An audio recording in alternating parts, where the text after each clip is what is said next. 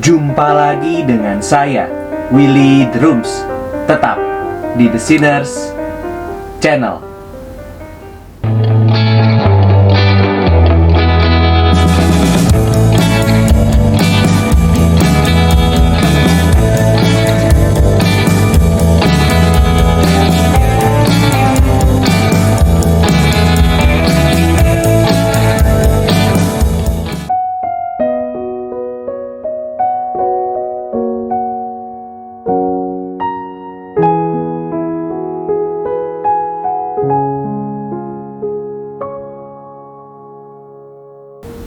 Selama ribuan tahun sejak hari kelahirannya, kekristenan telah menghadapi banyak serangan. Di antara serangan-serangan yang ada, fakta mengenai adanya kejahatan sering dianggap sebagai serangan yang paling sulit untuk ditangani. Serangan yang kemudian disebut sebagai masalah kejahatan atau dalam bahasa Inggris problem of evil dirumuskan oleh David Hume sebagai berikut. Apakah dia mau mencegah kejahatan tetapi tidak mampu? Maka dia tidak maha kuasa. Apakah dia mampu tetapi tidak mau? Maka dia jahat. Apakah dia mampu dan mau? Lalu dari manakah kejahatan itu muncul? Dan mengapa di dunia ini ada kejahatan? Tentu saja bukan karena kebetulan. Pasti ada penyebabnya. Apakah kejahatan berasal dari niat Allah? Tetapi dia sangat baik hati. Apakah kejahatan bertentangan dengan niatnya? Tetapi dia maha kuasa.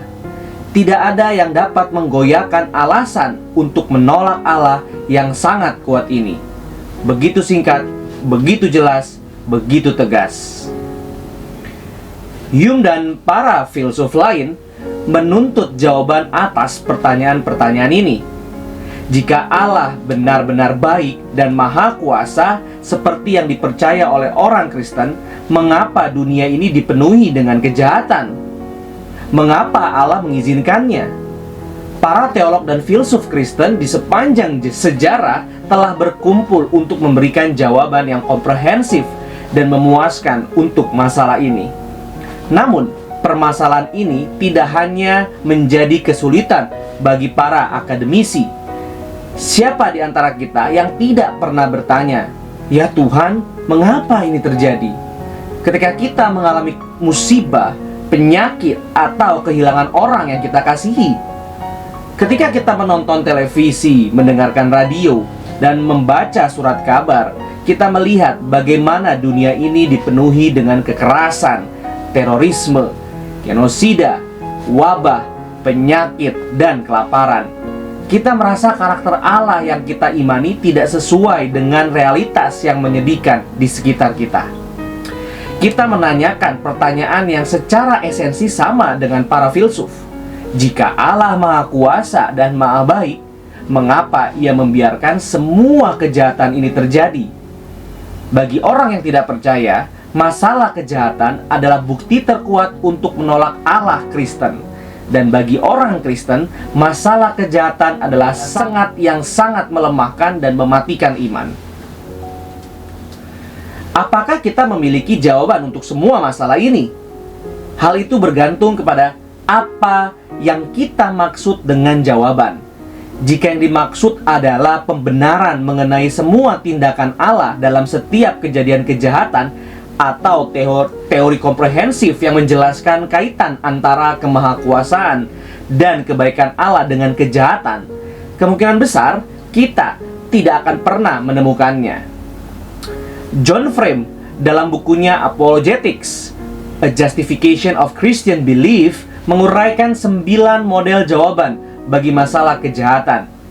The Unreality of Evil Defense, The Best Possible World Defense, The Free Will Defense, The Character Building Defense, The Stable Environment Defense, The Divine Weakness Defense, The Indirect Cause Defense, The Ex Lex Defense, The Ad Hominem Defense, Meskipun jawaban-jawaban ini membantu dalam aspek tertentu, jawaban-jawaban ini seringkali mengompromikan ajaran Alkitab mengenai karakter Allah demi mendapatkan penjelasan yang memuaskan hasrat manusia.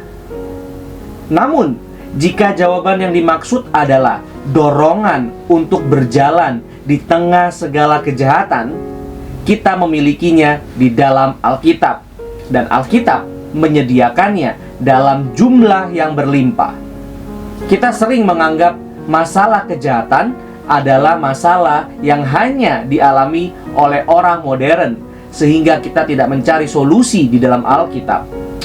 Namun, sepertinya tidak ada manusia modern manapun yang lebih mengerti mengenai masalah kejahatan seperti Ayub, Paulus, lalu para pahlawan iman dalam Ibrani 11, atau bahkan Yesus Kristus sendiri.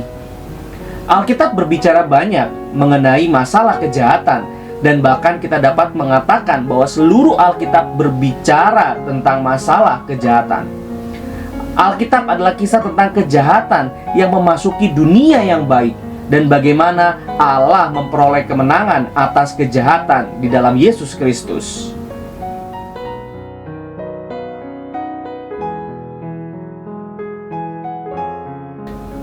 Alkitab tidak pernah berasumsi bahwa Allah harus menjelaskan setiap tindakannya kepada kita. Betapapun besarnya keinginan tahuan kita akan tindakan Allah yang terlihat mencurigakan dan membingungkan. Hal ini adalah tema utama dari kisah Ayub. Seorang yang saleh, jujur, takut akan Allah, dan menjauhi kejahatan, namun mengalami penderitaan yang sangat berat. Kehilangan seluruh harta dan 10 anak, dikecewakan oleh istri dan sahabat, dan seluruh tubuhnya dipenuhi dengan bisul. Ayub yakin bahwa penderitaannya tidak adil, dan karena itu dia ingin melakukan tanya jawab dengan harapan akan memperoleh pembenaran dari Allah. Ayub memperoleh kesempatan tersebut, tetapi tanya jawab ini tidak berjalan seperti yang Ayub harapkan. Bukan Ayub, tetapi Allah lah yang bertanya, "Di manakah engkau ketika aku meletakkan dasar bumi? Ceritakanlah kalau engkau mempunyai pengertian. Siapakah yang telah menetapkan ukurannya? Bukankah engkau mengetahuinya?" Ayub 38 ayat 4-5. Inti dari pertanyaan-pertanyaan ini adalah untuk menunjukkan ketidaktahuan Ayub akan kebesaran karya Allah, sehingga Ayub tidak berhak untuk mempertanyakan tindakan Allah dalam mendatangkan kebaikan dan kejahatan. Ayub kalah telak. Ayub membungkam mulutnya dan mengakui keberdosaannya karena menganggap dirinya tahu lebih banyak daripada yang sebenarnya dia ketahui. Akhir cerita, Allah menyelesaikan penderitaan Ayub dan memulihkan keadaannya tanpa menjelaskan mengapa Ayub harus menderita. Kita tahu lebih banyak karena kita dapat membaca prolog dari kisah ini, tetapi Ayub tidak. Inilah obat pahit yang harus kita minum. Kita tidak memiliki hak dan kualifikasi untuk mengajukan keberatan kepada Allah. Alkitab memang memberi ruang bagi kita untuk berkeluh kesah. Namun, ketika keluh kesah ini menimbulkan keraguan kepada Allah, kita sudah berdosa. Allah tidak memiliki kewajiban untuk memberikan penjelasan yang memuaskan untuk setiap tindakannya, dan Dia menginginkan kita untuk percaya kepadanya. Ini bukanlah iman yang buta, karena Allah memberikan firman-Nya sebagai standar. Meskipun demikian, sekalipun iman tidak buta, iman tetaplah berbeda dengan melihat. Natur dari iman adalah bertekun sekalipun kita tidak mengerti secara utuh. Ketika kita berhadapan dengan masalah kejahatan, kita harus mengingat siapa diri kita dan siapa Allah. Kita tidak berhak untuk menjadi hakim atas Allah. Allah adalah Allah. Inilah jawaban pertama.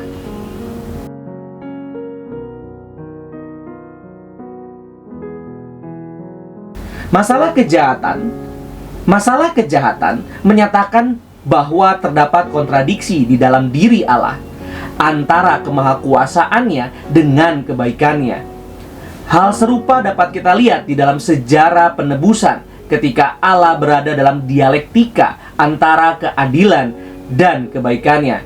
Keadilan Allah menuntut bahwa manusia berdosa harus dihukum, tetapi Allah berjanji untuk menyatakan kebaikannya dalam menebus umatnya dari dosa. Jika Allah menebus, Ia harus menutup mata terhadap dosa. Jika Ia menghakimi, Ia harus mengingkari janji penebusannya.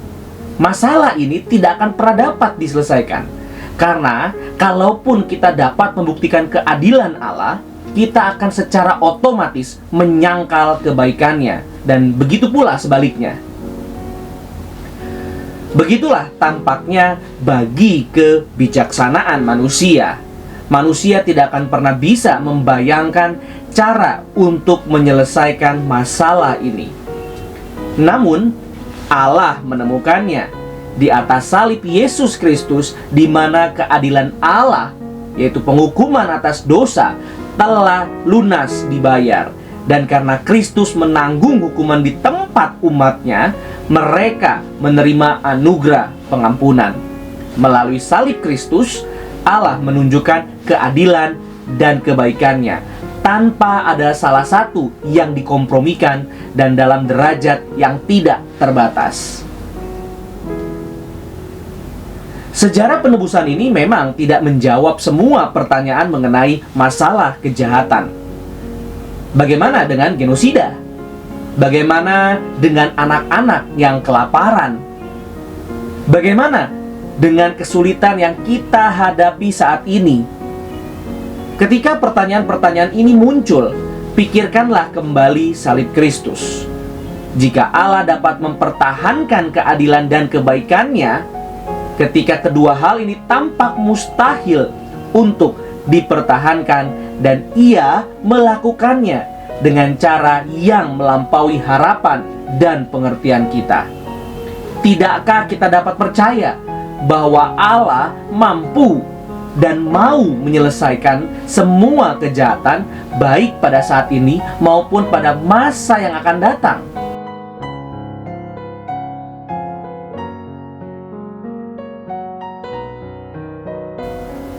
Masalah kejahatan mempertentangkan kemahakuasaan dan kebaikan Allah dengan fakta kejahatan yang ada di dalam dunia. Tetapi narasi Alkitab justru menyatakan bahwa kemahakuasaan Allah memampukannya untuk mendatangkan kebaikan dari kejahatan. Kejahatan tidak pernah menghalangi, bahkan justru dipakai oleh Allah untuk mencapai tujuan dan maksudnya melalui berbagai cara. 1. Menarik perhatian. Dosa membuat kita terlelap di dalam kesalahan. Allah memakai kejahatan, penderitaan, bencana untuk menyadarkan kita akan kesalahan dan membangkitkan kebutuhan kita akan Allah yang akan membawa kita kepada pertobatan. Kedua, sarana disiplin. Allah menghajar kita untuk kebaikan kita, supaya kita menjadi kudus. Tiap-tiap ganjaran pada waktu diberikan tidak mendatangkan sukacita, tetapi duka cita. Tetapi kemudian Ia menghasilkan buah kebenaran yang memberikan damai kepada mereka yang dilatih oleh Allah. Ketiga, penebusan. Penderitaan Kristus membawa kebaikan bagi manusia dan ciptaan. Penderitaan Paulus membawa orang-orang untuk menerima keselamatan, membangun gereja Tuhan, dan membuat jemaat-jemaat yang dilayaninya bertumbuh. Kita tidak selalu dapat memahami mengapa Allah memakai kejahatan untuk mencapai tujuan baiknya.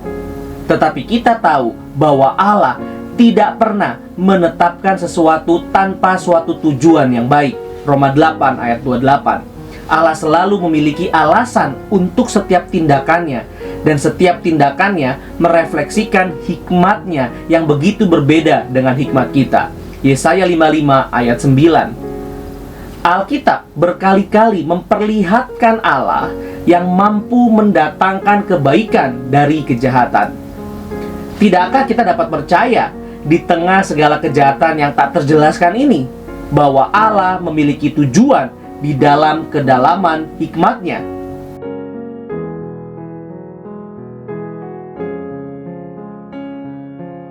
Sampai hari ini, Allah terus bekerja melalui segala sesuatu untuk menggenapi tujuan baik-Nya. Tetapi tujuan itu belum tergenapi secara sempurna. Kita masih harus menunggu, dan waktu terus menguji kesabaran kita.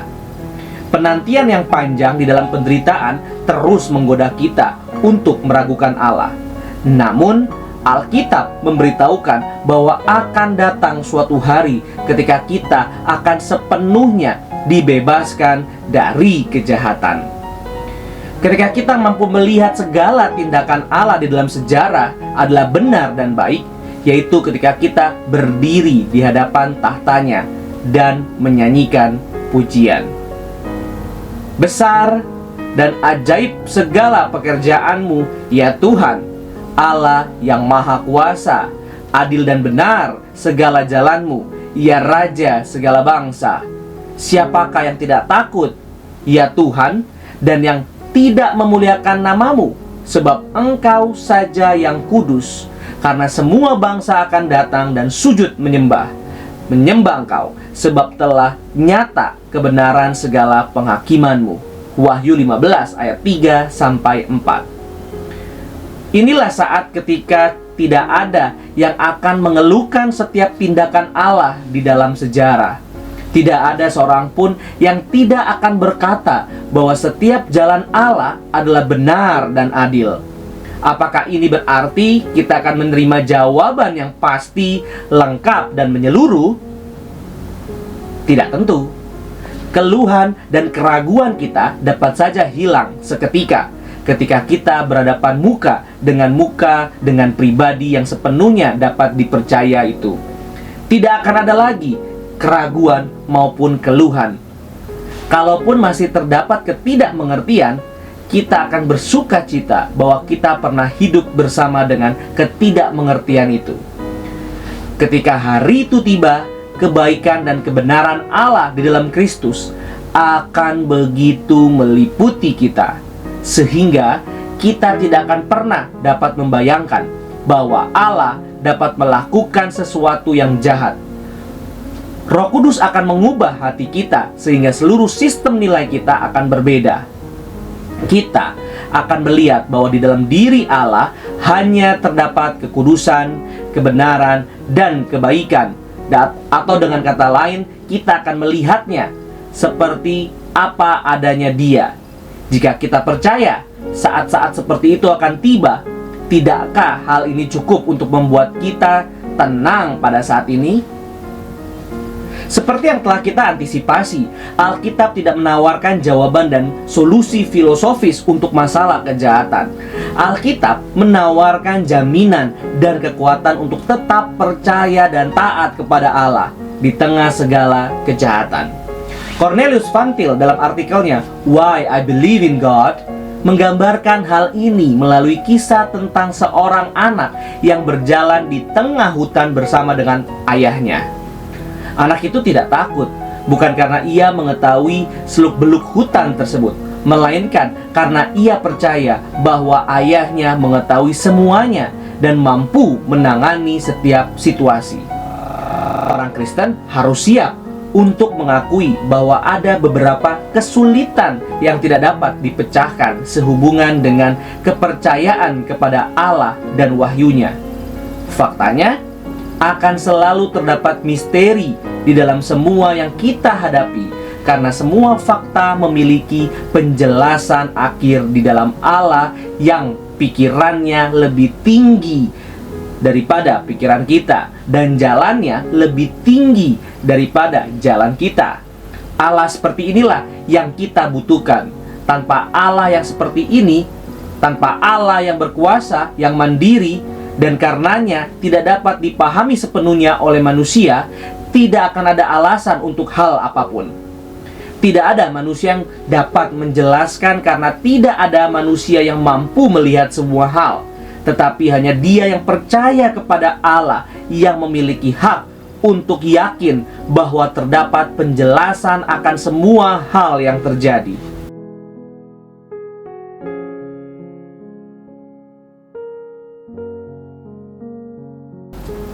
Sebagian orang mungkin berkata, "Ya, baiklah. Saya dapat menerima penjelasan-penjelasan ini dengan pikiran saya, tetapi tidak dengan hati saya." Alkitab juga mengerti kebutuhan ini karena Allah memang menginginkan kita mengerti bukan hanya dengan pikiran, tetapi juga dengan hati kita. Bagaimana Allah melakukannya? Mari kita lihat Roma 5 ayat 3b sampai 5. Kita malah bermegah juga dalam kesengsaraan kita, karena kita tahu bahwa kesengsaraan itu menimbulkan ketekunan, dan ketekunan menimbulkan tahan uji, dan tahan uji menimbulkan pengharapan. Dan pengharapan tidak mengecewakan, karena kasih Allah telah dicurahkan di dalam hati kita oleh Roh Kudus yang telah dikaruniakan kepada kita.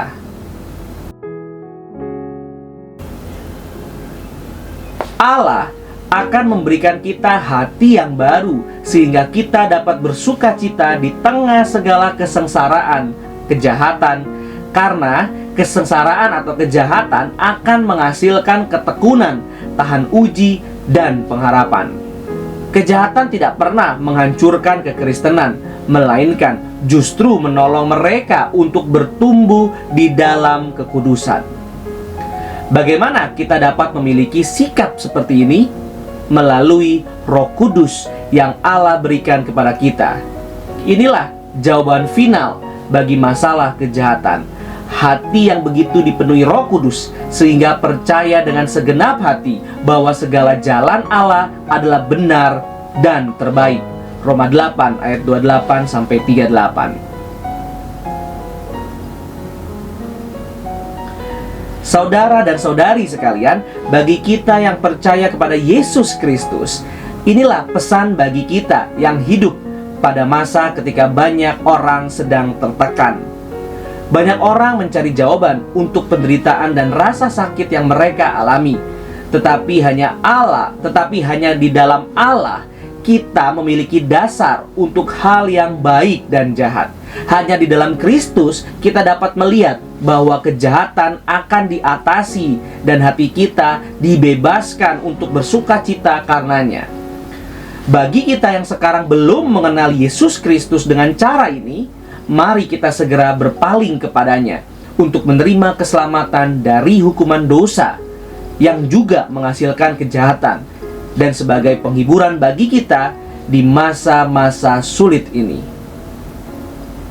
Terima kasih. Tuhan Yesus memberkati.